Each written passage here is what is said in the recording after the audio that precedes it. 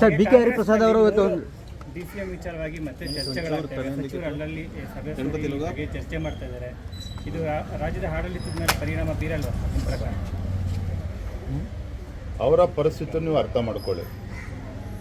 136 ಸ್ಥಾನಗಳಲ್ಲಿ ತೆಗೆದುಕೊಂಡು ಗೆದ್ದು ಬಂದಿರತಕ್ಕಂಥ ಕಾಂಗ್ರೆಸ್ ಸರ್ಕಾರ ಲೋಕಸಭಾ ಚುನಾವಣೆ 20-25 ಕ್ಷೇತ್ರ ಗೆದ್ದುಬಿಡ್ತೀವಿ ಅನ್ನೋ ಭ್ರಮೆನಲ್ಲಿದ್ದರು.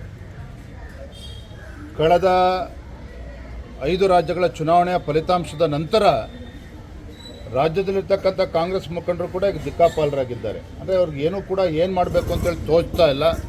ಇಂಥ ಸಂದರ್ಭದಲ್ಲಿ ಮತ್ತು 3 ಜನ ಡೆಪ್ಟಿ ಸಿ ಎಮ್ಮನ್ನು ಕ್ರಿಯೇಟ್ ಮಾಡಬೇಕು ಅಂತೇಳಿ ಬೇರೆ ಯಾರು ಹೇಳ್ಕೊಟ್ಟಿಲ್ಲ. ಇದನ್ನು DK ಶಿವಕುಮಾರ್ ಅವ್ರನ್ನ ಬಗ್ಗು ಬಡಿಬೇಕು, DK ಶಿವಕುಮಾರ್ ಅವರ ಸೊಕ್ಕು ಮುರಿಬೇಕು ಅನ್ನುವ ಉದ್ದೇಶ ಇಟ್ಕೊಂಡೆ ಕಾಂಗ್ರೆಸ್ಸಲ್ಲಿರ್ತಕ್ಕಂಥ ಮಹಾನ್ ನಾಯಕರುಗಳು ಎಲ್ಲರೂ ಸೇರಿ ಇವತ್ತು DK ಶಿವಕುಮಾರ್ ಅವರಿಗೆ ಬಲಿ ಹಾಕೋದಕ್ಕೆ ಮಾಡಿರ್ತಕ್ಕಂಥ ಒಂದು ಯೋಜನೆ ಇದು.